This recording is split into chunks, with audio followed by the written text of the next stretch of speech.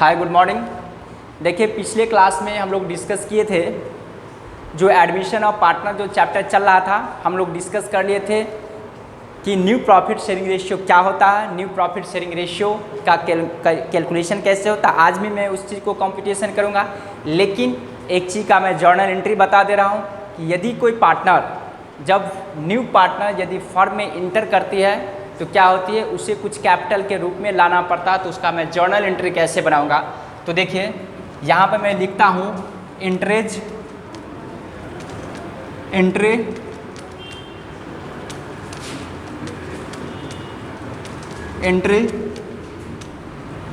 For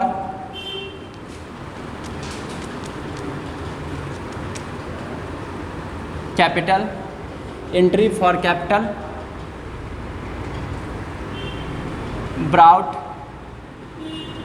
brought by new partner.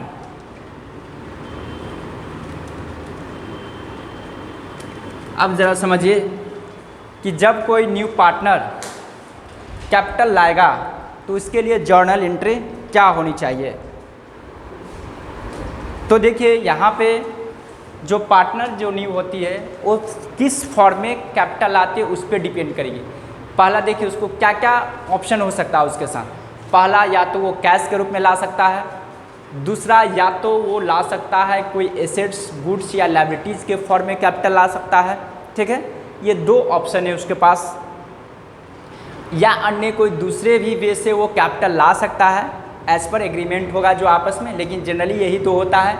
या तो cash या बैंक के रूप में वो कैपिटल ब्रॉट करके लाएगा, दूसरा in the form of assets goods assets and liabilities के रूप में लाएगा।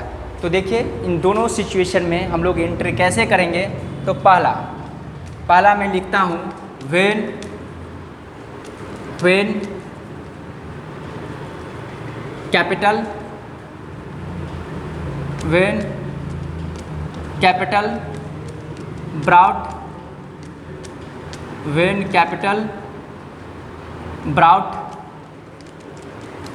Capital brought in cash. अगर कैश के रूप में अगर वो कैपिटल लाता है, कौन सा, न्यू पार्टनर, यहाँ पर लिख भी सकते हैं when new partner capital brought in cash. तो देखिए क्या होगा, व्हेन कैपिटल ब्राउट, या लिख लीजिए यहाँ पर when capital brought by new partner in form of cash. मतलब कैश के रूप में यदि वो लाता है तो उसका क्या जर्नल एंट्री होगा, कैश या बैंक के रूप में लाएगा।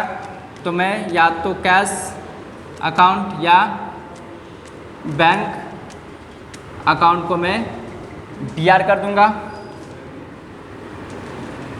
दूंगा और दूसरा न्यू पार्टनर कैपिटल अकाउंट को सीआर कर दूंगा। New partner capital account CR हो जाएगा। दूसरा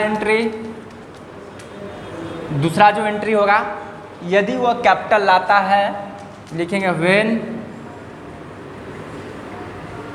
कैपिटल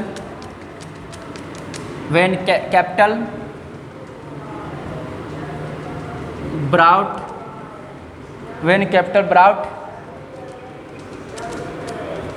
इन द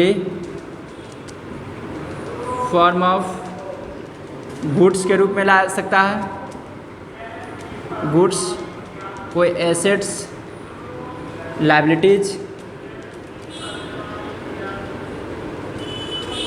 etc। तो इस सिचुएशन में क्या होगा, कैश या बैंक के जगह पे उन चीज़ों को लिख दूंगा। यहाँ पे जो गुड्स लाया तो गुड्स अकाउंट दिया, जो भी गुड्स रहेगा। उसके बाद एसेट्स अकाउंट डीआर होगा। तो न्यू पार्टनर्स कैपिटल अकाउंट फिर लायबिलिटी है उसको भी क्रेडिट की जाती है टू लायबिलिटीज अकाउंट। ठीक है, आई होप कि आप लोग यहाँ तक समझ गए होंगे कि यहाँ पे एंट्री कैसे हम लोगों को करनी है।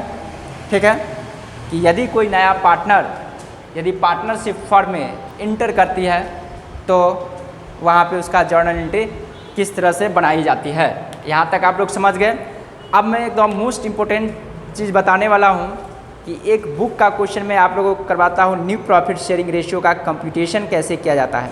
आप लोग इस कॉमर्स वर्ल्ड चैनल को कंटिन्यू देखेंगे। मैं 12 वाले के लिए जितने भी टॉपिक है उस टॉपिक से रिलेटेड मैं each and every day question upload करता हूँ। कभी कभी अपलोड नहीं भी हो पाती है, उसकी वजह यही है कि मैं कॉलेज में पीजी डिपार्टमेंट में पढ़ाता हूँ, तो थोड़ा टाइम की पाबंदी हो जाती है, तो कभी कभी नहीं बन पाती है।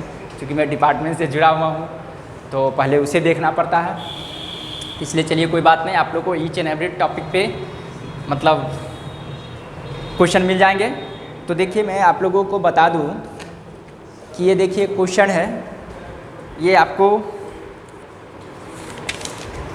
अगर आप लोग के पास बुक होगा देख लीजिए, डॉक्टर एस.के. सिंह का उनके बुक का ये इलस्ट्रेशन का क्वेश्चन होगा। देखिए अकाउंटेंसी का बुक है, इस तरह से है, ठीक है ना, ये बुक है। अगर आप लोग इसका स्टडी करते होंगे तो इसका पेज नंबर आपको दिया हुआ है 214 है पेज नंबर, ठीक है ना।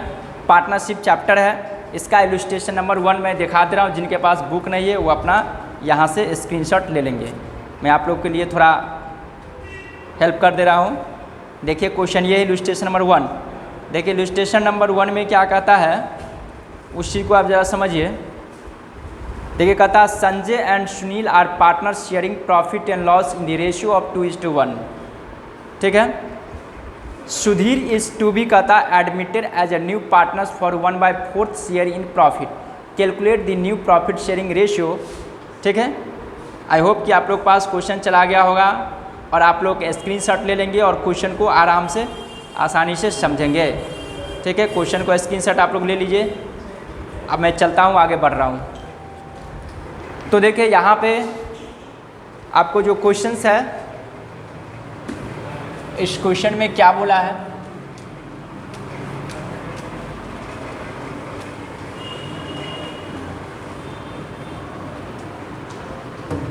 देखिए पहले तो मैं बताया था, यहाँ पे पेज नंबर है आपको, पेज नंबर 214 है एस.के. सिंह का बुक का। इलस्ट्रेशन नंबर आपको 1 है, मैं यहाँ पर लिख दिया हूँ। सबसे पहले आपको मानना है टोटल प्रॉफिट टू बी 1। ठीक, टोटल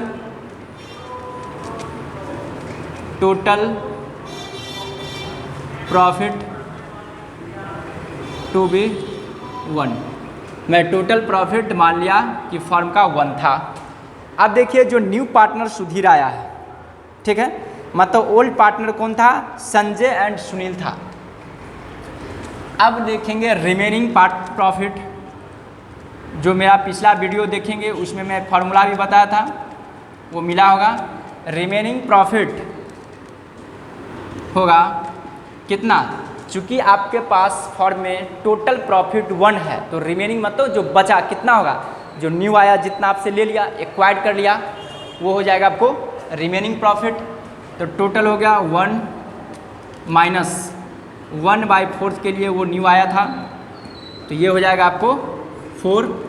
और देखिए यहाँ पर कैसे होते हैं, एलसीएम लिया जाता है 4 होगा, इसको इससे डिवाइड किया जाता है। तो 1 को कितना से डिवाइड करेंगे तो 4 आएगा, तो 4 से, तो ऊपर वाले को उतना से मल्टीप्लाई कर दिया जाता है। तो 4 × 1 = 4 माइनस 4 × 4, 1 को 1 से मल्टीप्लाई 1 = हो जाएगा 3/4। ये आपको आ गया रिमेनिंग प्रॉफिट। ठीक है, रिमेनिंग प्रॉफिट। और क्या करते हैं न्यू प्रॉफिट शेयरिंग निकालने के लिए, रिमेनिंग प्रॉफिट को हम लोग क्या करेंगे, रिमेनिंग प्रॉफिट को ओल्ड जो पार्टनर है अपने सेक्रीफाइजिंग रेशियो से डिस्ट्रीब्यूशन कर लेगा। ठीक है, तो ओल्ड पार्टनर कौन है, संजय और सुनील है, उसका रेशियो कितना था, 2:1 था। तो यहाँ पे मैं लिखूँगा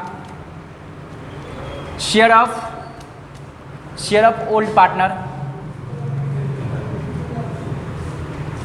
शेयर ऑफ ओल्ड पार्टनर कौन है? संजय और सुनील है। उसका कितना था रेशियो? 2:1 था रेशियो। उसका देखिए शेयर कितना होगा। संजय के लिए होगा, संजय के लिए हो जाएगा 3/4 को बांटेगा, इसका कितना होगा? 2:1। क्या क्या आता है? इन दोनों का ऐड कर दिया जाता है, हमेशा याद रखिए। यदि 2:1 है तो इसको बोला जाएगा, मान कर चलिए यहाँ संजय है और सुनील है, तो संजय के लिए हो जाएगा, इन दोनों का ऐड किया था तो 3, तो 2/3 हो गया संजय के लिए, सुनील के लिए हो जाएगा 1/3। हमेशा याद रखें इन दोनों का ऐड कर दिया जाता, ऊपर वाला अपना के लिए होता क्या? जो कोई बात, तो यहाँ तक आप लोग समझ गए होंगे। तो संजय तो संजय के लिए कितना होगा? 2/3। संजय के लिए कितना है? 2/3 है, तो 2/3 से मैं मल्टीप्लाई कर दूंगा, 2/3। इन दोनों को मल्टीप्लाई करेंगे 6 हो जाएगा, और बाई 4 तिया 12 हो जाएगा। उसके बाद सुनील के लिए होगा, सुनील के लिए हो जाएगा 3/4 इंटू 1/3 इजिकल टू हो जाएगा 3/12। और जो आया था कौन पार्टनर? सुधीर आया था। सुधीर का था आपको, उसका भी मैं लिख दे रहा हूँ। सुधीर आया था आपको 1/4 के लिए। तो हमेशा याद रखिए बेस को इक्वल किया जाता है, तो हमेशा याद रखिए ये जो बेस है, देखिए यहाँ भी 12 है, यहाँ भी 12, तो इसका भी 12 होना चाहिए। हमेशा याद रखिए, ये प्रॉमिस करके चलिए कि ईच एंड एवरी सिचुएशन में बेस इक्वल होना चाहिए। तो आप खुद सोचिए, आप लोग तो 10th में पढ़े होंगे, कैलकुलेशन किए होंगे, मैथमेटिक्स जानते भी होंगे। इस बेस को बराबर करने के लिए ये 4 को कितना से मैं मल्टीप्लाई करूँ ताकि इतना आ जाएगा? ठीक है, तो 4 को मल्टीप्लाई करूँ, मैं 4 को मल्टीप्लाई करूँगा 3 से तो 12 हो जाएगा, यानी कि 4 को 3 से मैं गुना करूँगा तो 12 आ जाएगा। इसका मतलब सिर्फ 3 ही से नहीं, 3/3 से मल्टीप्लाई करूँगा। ठीक है, क्यों? क्योंकि ये चेंज भी नहीं होना चाहिए, क्योंकि 3/3 का मतलब 1 से मल्टीप्लाई था। किसी भी संख्या में मैं 1 से मल्टीप्लाई करूँगा तो उसमें कोई इम्पैक्ट नहीं पड़ेगा। तो 3/12 हो गया। अब देखिए बेस इक्वल हो गया, इसलिए अब हो जाएगा, इसलिए NPSR मतलब new profit sharing ratio is equal to हो जाएगा 6:3 हो जाएगा आंसर। ये बेस को हटा दिया जाता है। आई होप कि आप लोग यहाँ तक आसानी से समझ गए होंगे।